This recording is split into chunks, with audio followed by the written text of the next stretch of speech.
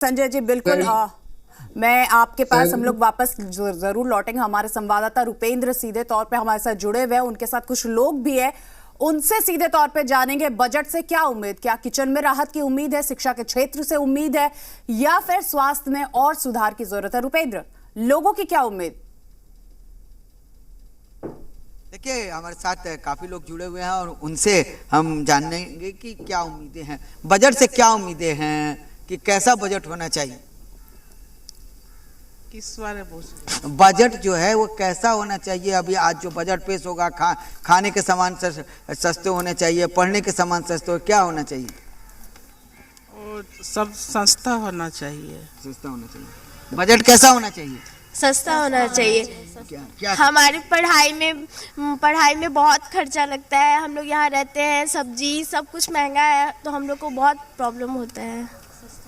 क्या ये अपने घर की छत पर ही फल और सब्जियां उगाते हैं। महीने का 40 से 50 हजार कमाते भी हैं। इनसे सीखना है तो फ्रीडम ऐप को अभी डाउनलोड करो। क्या बजट कैसा होना चाहिए? सस्ता होना चाहिए। क्या सस्ता होना चाहिए? बुके, कॉपी वगैरह, किताब।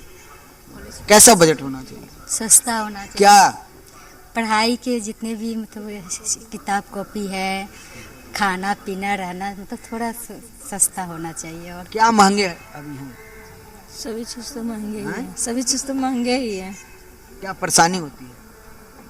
परेशानी बहुत होती है, रहना, खाना और फिर क्या बजट जो है कैसा होना चाहिए देश का?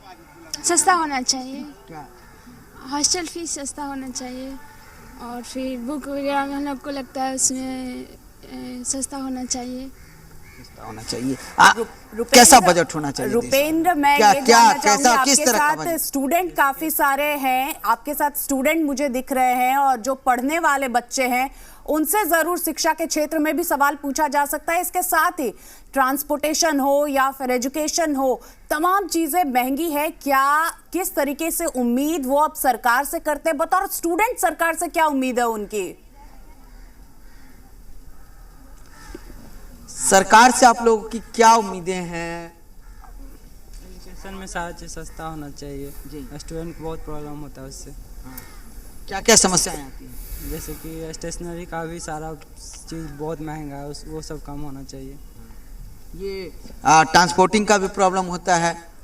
क्या किस तरह की परेशानी होती है? बजट में क्या चाहते हैं? सस्ता होना चाहिए। और कैसा बजट होना चाहिए देश का? सस्ता। तो इन लोगों का कहना है कि ये स्टूडेंट है और कहीं ना कहीं जो है पढ़ाई में जो है काफी दिक्कतें आती हैं। बिल्कुल। और जहां तक इसको आपको ठीक है रुपेंद्र, हम लोग दोबारा लौटते हैं आपके पास, बात करेंगे। और जाहिर सी बात है कि लोगों की नज़र है इस बजट के ऊपर, क्योंकि इस बजट का सीधा असर उन्हीं पर पड़ना है। एक बार फिर से हम अपनी चर्चा को शुरू करते हैं, डॉक्टर संजय कुमार के पास ही चलेंगे। संजय जी, आपने देखा कि किस तरीके से दो बातें निकल कर सामने आ रही हैं। एक महंगाई की बात निकल कर सामने आती है और दूसरी बात जीएसटी की निकल कर सामने आती है। तो क्या महंगाई के मोर्चे पर सरकार की तरफ से कुछ राहत की उम्मीद करें? जो सुन रहे थे आप महिलाओं को।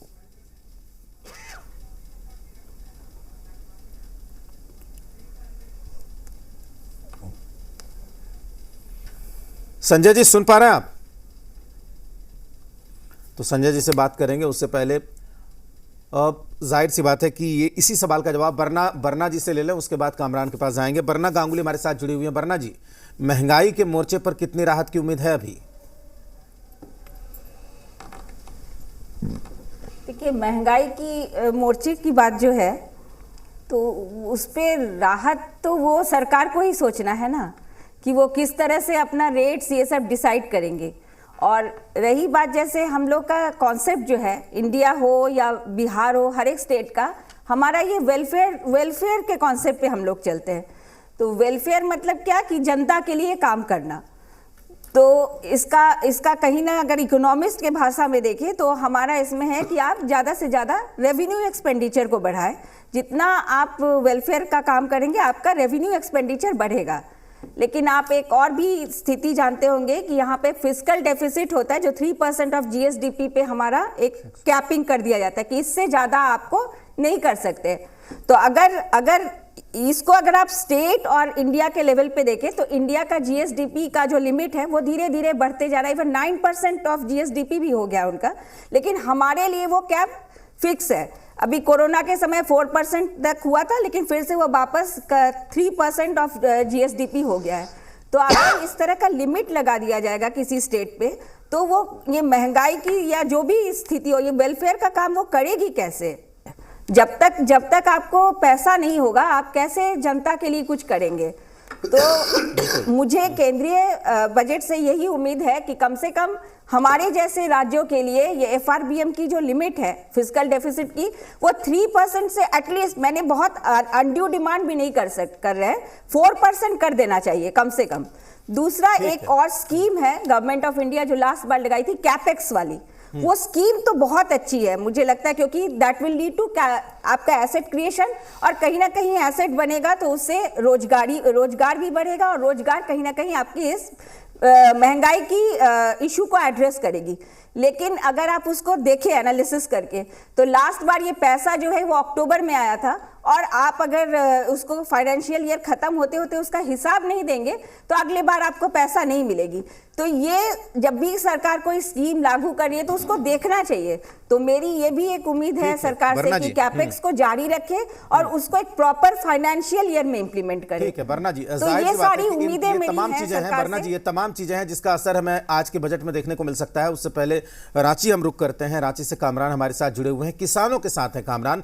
ये अपने घर की छत पर ही फल और सब्जियां उगाते हैं, महीने का 40 से 50 हजार कमाते भी हैं। इनसे सीखना है तो फ्रीडम ऐप को अभी डाउनलोड करो।